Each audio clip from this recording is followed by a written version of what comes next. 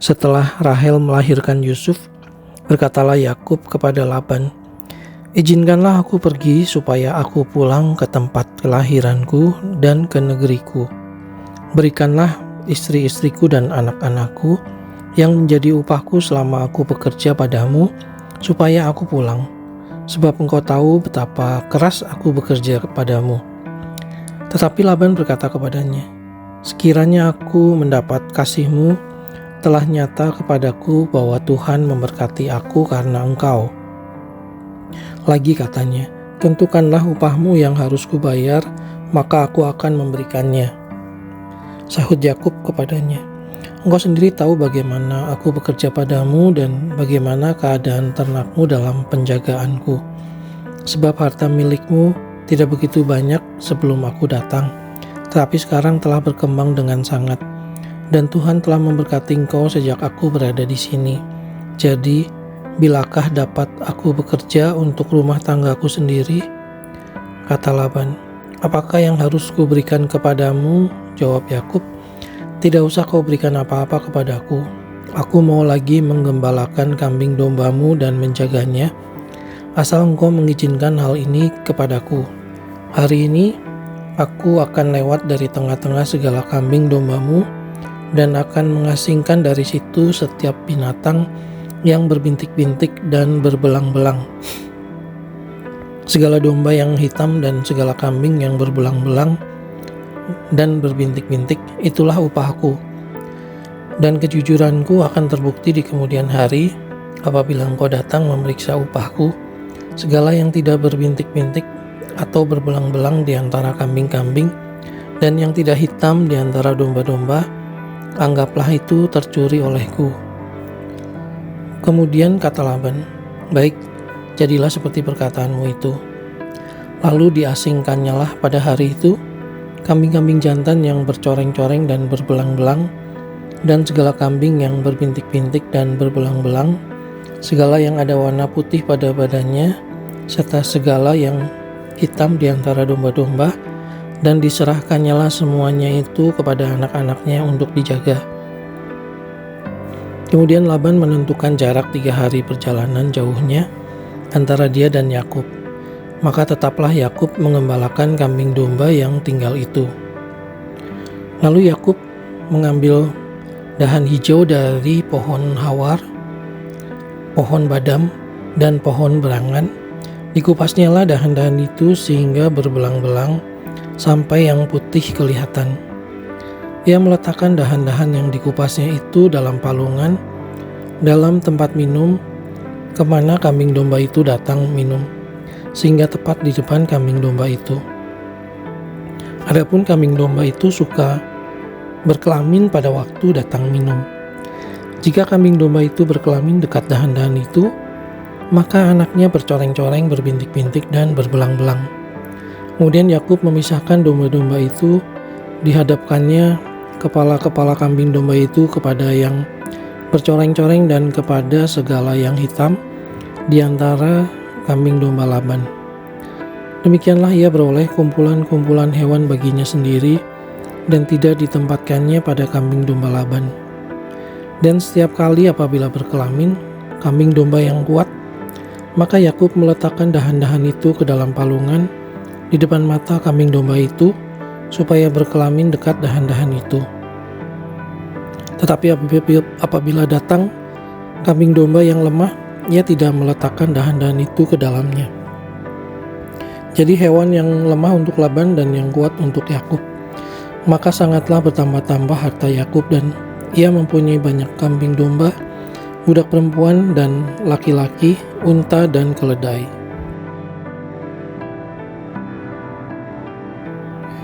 Kedengaranlah kepada Yakub, anak-anak Laban berkata demikian, "Yakub telah mengambil segala harta milik ayah kita, dan dari harta itulah ia membangun segala kekayaannya."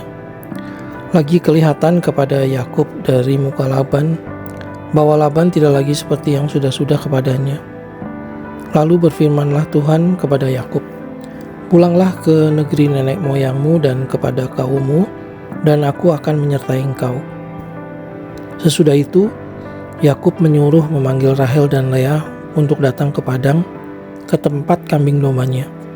Lalu ia berkata kepada mereka, "Telah kulihat dari muka ayahmu bahwa ia tidak lagi seperti yang sudah-sudah kepadaku, tetapi Allah ayahku menyertai aku.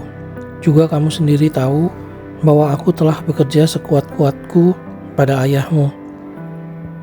Tetapi ayahmu telah berlaku curang kepadaku dan telah 10 kali mengubah upahku. Tetapi Allah tidak membiarkan dia berbuat jahat kepadaku. Apabila ia berkata, yang berbintik-bintiklah akan jadi upahmu, maka segala kambing domba itu beroleh anak yang berbintik-bintik. Dan apabila ia berkata, yang bercoreng-corenglah akan jadi upahmu, maka segala kambing domba itu beroleh anak yang bercoreng-coreng. Demikianlah Allah mengambil ternak ayahmu dan memberikannya kepadaku. Pada suatu kali pada masa kambing domba itu suka berkelamin, maka aku bermimpi dan melihat bahwa jantan-jantan yang menjantani kambing domba itu bercoreng-coreng, berbintik-bintik, dan berbelang-belang. Dan malaikat Allah berfirman kepadaku dalam mimpi itu, "Yakub," jawabku, "Ya Tuhan." Lalu ia berfirman, "Angkatlah mukamu dan lihatlah, bahwa segala jantan yang menjantani kambing domba itu bercoreng-coreng, berbintik-bintik, dan berbelang-belang. Sebab telah kulihat semua yang dilakukan oleh Laban itu kepadamu.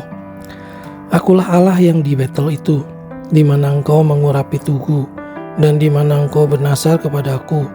Maka sekarang bersiaplah, engkau pergilah dari negeri ini, dan pulanglah ke negeri sanak saudaramu." Lalu Rahel dan Lea menjawab Yakub, katanya, "Bukankah tidak ada lagi bagian atau warisan kami dalam rumah ayah kami? Bukankah kami ini dianggap sebagai orang asing karena ia telah menjual kami? Juga bagian kami telah dihabiskannya sama sekali. Tetapi segala kekayaan yang telah diambil Allah dari ayah kami adalah milik kami dan anak-anak kami. Maka sekarang perbuatlah segala yang difirmankan Allah kepadamu."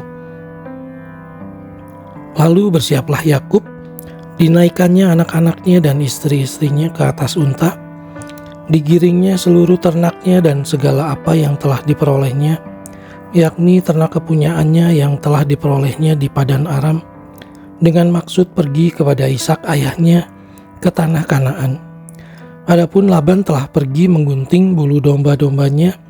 Ketika itulah Rahel mencuri terafim ayahnya, dan Yakub mengakali Laban, orang Aram itu, dan tidak memberitahukan kepadanya bahwa ia mau lari. Demikianlah ia lari dengan segala harta miliknya. Ia berangkat menyeberangi sungai Efrat dan berjalan menuju pegunungan Gilead. Ketika pada hari ketiga dikabarkan kepada Laban bahwa Yakub telah lari, dibawanyalah sanak saudaranya bersama-sama. Dikejarnya Yakub 7 hari perjalanan jauhnya. Lalu ia dapat menyusulnya di pegunungan Gilead. Pada waktu malam datanglah Allah dalam suatu mimpi kepada Laban, orang Aram itu, serta berfirman kepadanya, "Jagalah baik-baik, supaya engkau jangan mengatai Yakub dengan sepatah kata pun." Ketika Laban sampai kepada Yakub, Yakub telah memasang kemahnya di pegunungan. Juga Laban dengan sanak saudaranya telah memasang kemahnya di pegunungan Gilead. Berkatalah Laban kepada Yakub, "Apakah yang kau perbuat ini? Maka engkau mengakali aku dan mengangkut anak-anakku perempuan sebagai orang tawanan? Mengapa engkau lari diam-diam dan mengakali aku? Mengapa engkau tidak memberitahu kepadaku, supaya aku mengantarkan engkau dengan sukacita dan nyanyian dengan rebana dan kecapi? Lagi pula engkau tidak memberikan aku kesempatan untuk mencium cucu-cucuku laki-laki dan anak-anakku perempuan. Memang bodoh perbuatanmu itu. Aku ini berkuasa untuk berbuat jahat kepadamu. Tetapi Allah ayahmu telah berfirman kepadaku tadi malam, jagalah baik-baik, jangan engkau mengatai Yakub dengan sepatah kata pun. Maka sekarang kalau memang engkau harus pergi semata-mata karena sangat rindu ke rumah ayahmu, mengapa engkau mencuri dewa-dewaku?" Lalu Yakub menjawab Laban, "Aku takut karena pikirku jangan-jangan engkau merampas anak-anakmu itu daripadaku.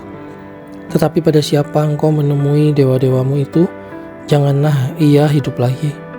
Periksalah di depan saudara-saudara kita segala barang yang ada padaku, dan ambillah barangmu, sebab Yakub tidak tahu bahwa Rahel yang mencuri terafim itu.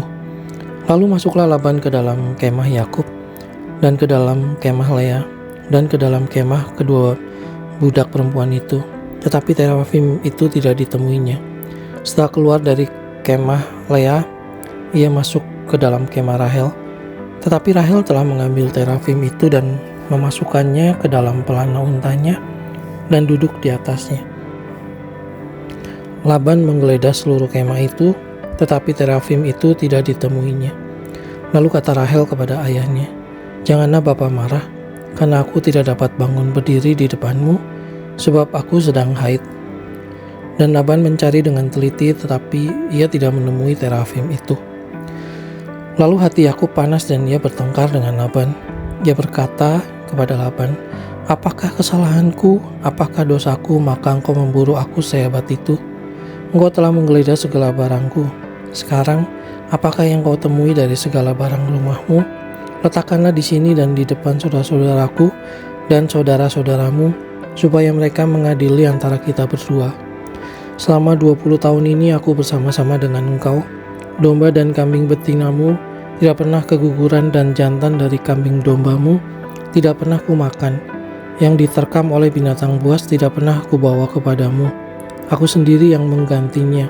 Yang dicuri orang, baik waktu siang baik waktu malam, selalu engkau tuntut daripadaku. Aku dimakan panas hari waktu siang dan kedinginan waktu malam, dan mataku jauh daripada tertidur. Selama 20 tahun ini aku di rumahmu. Aku telah bekerja padamu 14 tahun lamanya untuk mendapat kedua anakmu, dan 6 tahun untuk mendapat ternakmu. Dan kau telah 10 kali mengubah upahku. Seandainya Allah ayahku, Allah Abraham dan yang disegani oleh Ishak, tidak menyertai aku, tentulah engkau sekarang membiarkan aku pergi dengan tangan hampa. Tetapi kesengsaraanku dan jeripayahku telah diperhatikan Allah, dan ia telah menjatuhkan putusan tadi malam."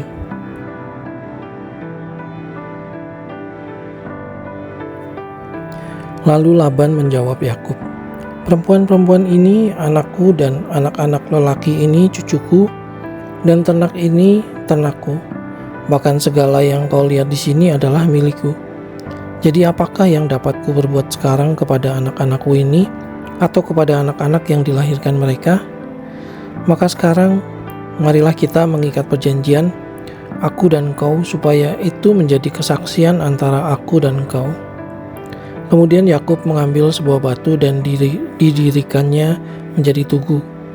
Selanjutnya berkatalah Yakub kepada sanak saudaranya, "Kumpulkanlah batu." Maka mereka mengambil batu dan membuat timbunan. Lalu makanlah mereka di sana di dekat timbunan itu. Laban menamai timbunan batu itu Yegar Sahaduta, tetapi Yakub menamainya Galet.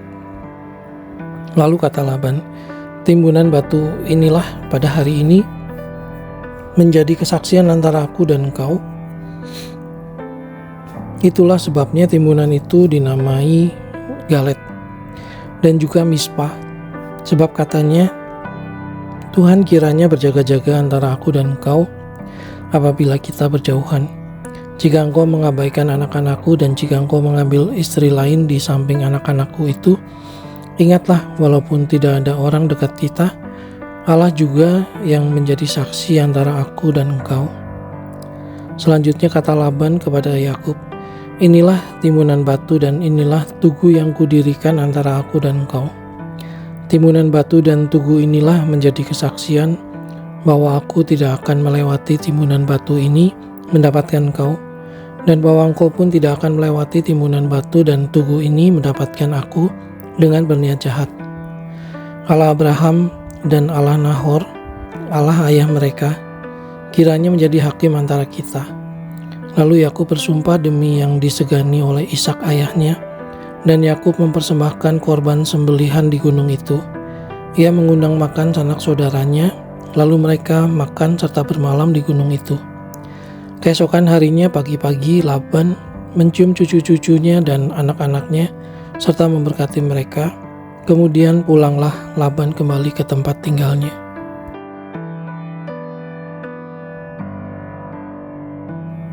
Yakub melanjutkan perjalanannya, lalu bertemulah malaikat-malaikat Allah dengan dia.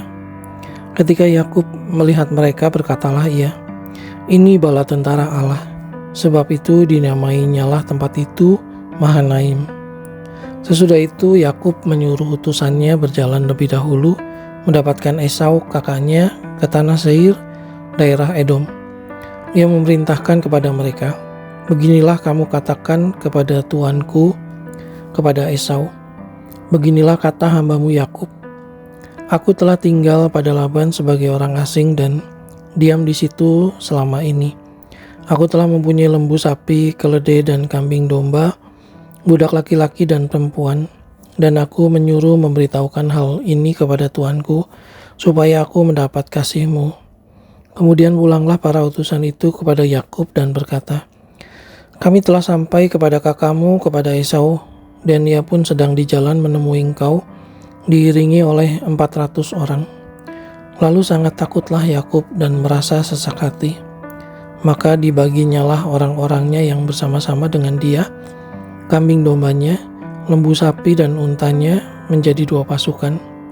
Sebab pikirnya jika Esau datang menyerang pasukan yang satu sehingga terpukul kalah, maka pasukan yang tinggal akan terluput. Kemudian berkatalah Yakub, "Ya Allah, nenekku Abraham dan Allah ayahku Ishak, ya Tuhan yang telah berfirman kepadaku, pulanglah ke negerimu serta kepada sanak saudaramu, dan aku akan berbuat baik kepadamu. Sekali-kali aku tidak layak untuk menerima segala kasih dan kesetiaan yang kau tunjukkan kepada hambamu ini. Sebab aku membawa hanya tongkatku ini waktu aku menyeberangi sungai Yordan ini, tetapi sekarang telah menjadi 2 pasukan. Lepaskanlah kiranya aku dari tangan kakakku, dari tangan Esau, sebab aku takut kepadanya. Jangan-jangan ia datang membunuh aku, juga ibu-ibu dengan anak-anaknya. Bukankah engkau telah berfirman, tentu aku akan berbuat baik kepadamu, dan menjadikan keturunanmu seperti pasir di laut, yang karena banyaknya tidak dapat dihitung." Lalu bermalamlah ia di sana pada malam itu. Kemudian diambilnyalah dari apa yang ada padanya suatu persembahan untuk Esau kakaknya, yaitu 200 kambing betina dan 20 kambing jantan, 200 domba betina dan 20 domba jantan, 30 unta yang sedang menyusui beserta anak-anaknya, 40 lembu betina dan 10 lembu jantan, 20 keledai betina dan 10 keledai jantan. Diserahkannyalah semuanya itu kepada budak-budaknya untuk dijaga, tiap-tiap kumpulan tersendiri.